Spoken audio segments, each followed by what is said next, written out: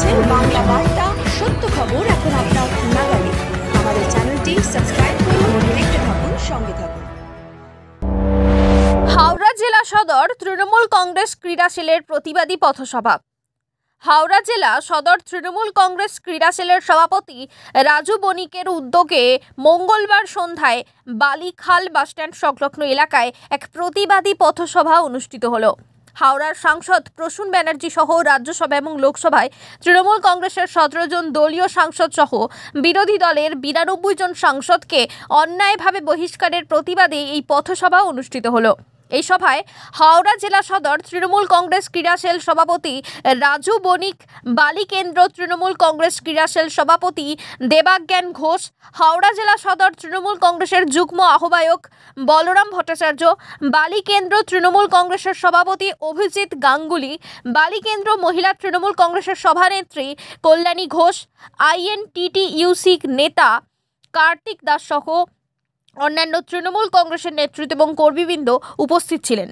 সকলেই তাদের বক্তৃতায় বিজেপি সরকারের নানা ভ্রান্ত নীতি এবং বিরোধীদের প্রতি কেন্দ্রীয় শাসক বিজেপি সরকারের কণ্ঠ রোধ করার চক্রান্তের তীব্র বিরোধিতা করেন।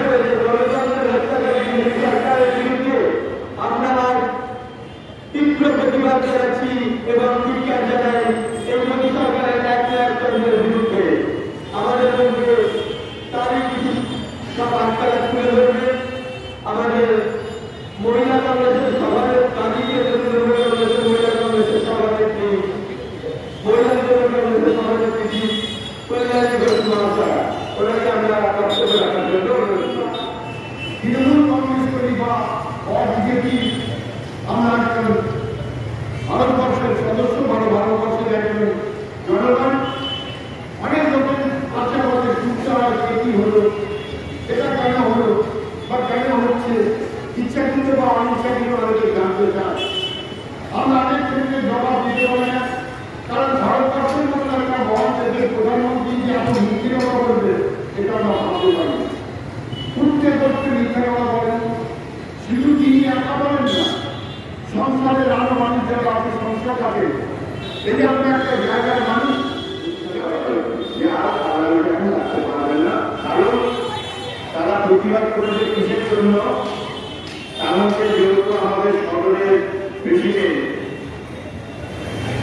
প্রসূন আছে, প্রসূন ব্যানার্জি আছে, প্রসূন ব্যানার্জি যারা আমাদের সারা পশ্চিমবঙ্গের ফুটবল নিয়ে যারা আলোচনা করে তারা জানে, পশ্চিমবঙ্গে ফুটবলের জন্য যে প্রসূনরা কখনো পরিষ্কার দেখেনি, সেই প্রসূনটাকে পার্লামেন্ট থেকে কিন্তু বার করে দেওয়া হলো।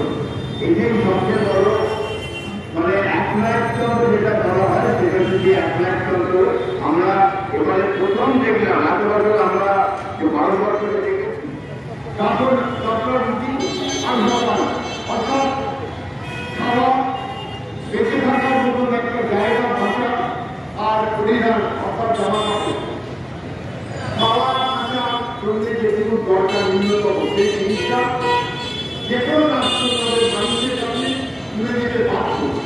আমাদের সংসদে এই নিয়ে আমাদের বলরাম ভট্টাচার্য মহাশয় উপস্থিত আছেন। উপস্থিত আছেন আমাদের বালিকেন্দ্রের তৃণমূল কংগ্রেসের সভাপতি আমাদের প্রিয় দাদা, সবাই যখন সূচনাটা বলেছিলেন তাই সূচনা প্রাঙ্গণে বললাম।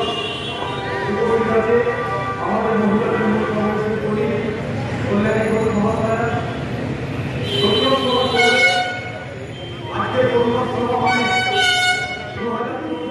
ইন্ডিয়া জানসারি লিস্টি প্রিয়াঙ্কা দেবাঞ্জন দত্ত সহ টোটাল 3,000 ছাত্রদের সুন্দর সরবরাহের জন্য তাদের প্রত্যেককে ধন্যবাদ।